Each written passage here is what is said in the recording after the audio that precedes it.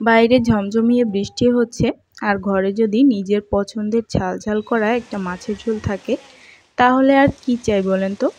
তো মাসখানেক আগে আমি গিয়েছিলাম আমার বাবার বাড়িতে। হঠাৎ করে প্রচুর বৃষ্টি শুরু হয়ে গেল।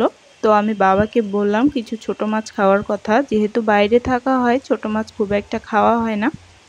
তো বাবা সকাল সকাল বেরিয়ে গেল। আমাদের বাড়ির এইখানেই কিন্তু যারা মাছ ধরে অর্থাৎ জেলে পাড়া, সেখানে অনেকেই মাছ ধরে, তাদের কাছ থেকে কিছু মাছ নিয়ে এলো। তো এই মাছের মধ্যে সব থেকে পছন্দের একটা মাছ ছিল আমার। এই মাছটা হলো nundi মাছ। আমি জানি না আপনারা কার কার এলাকায় কী নামে পরিচিত এই মাছটি, তবে অবশ্যই যদি আপনাদের জানা থাকে বা মাছটি চিনতে পারেন তাহলে আমাকে একটু জানিয়ে দিবেন।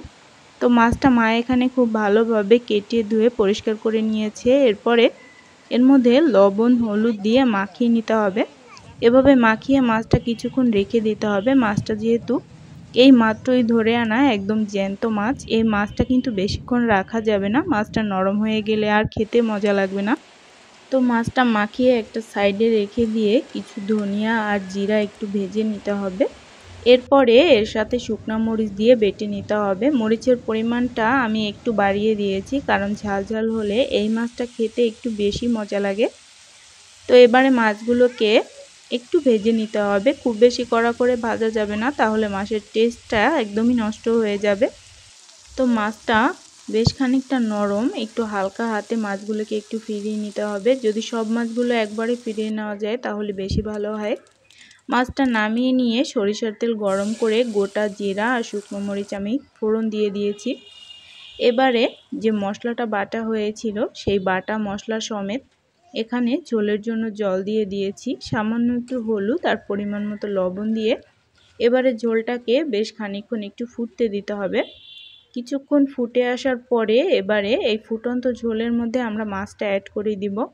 যদি কেউ এই মাছটাকে চিনে থাকেন তাহলে অবশ্যই রান্নার প্রসেসিংটাও আপনাদের জানা, তবে এক এক এলাকায় এক এক রকমভাবে যে কোনো মাছই রান্না করা হয় বা সবজি।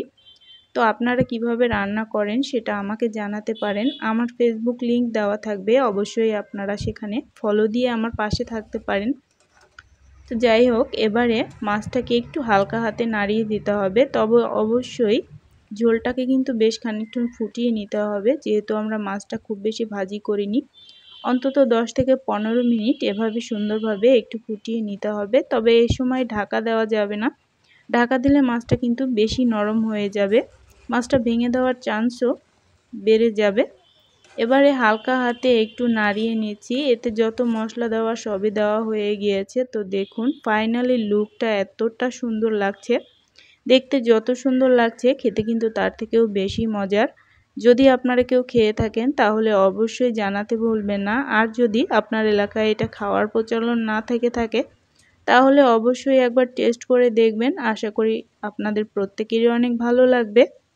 আজ এখানেই বিদায় নিচ্ছি, সবাই ভালো থাকবেন, সুস্থ থাকবেন, ধন্যবাদ সবাইকে।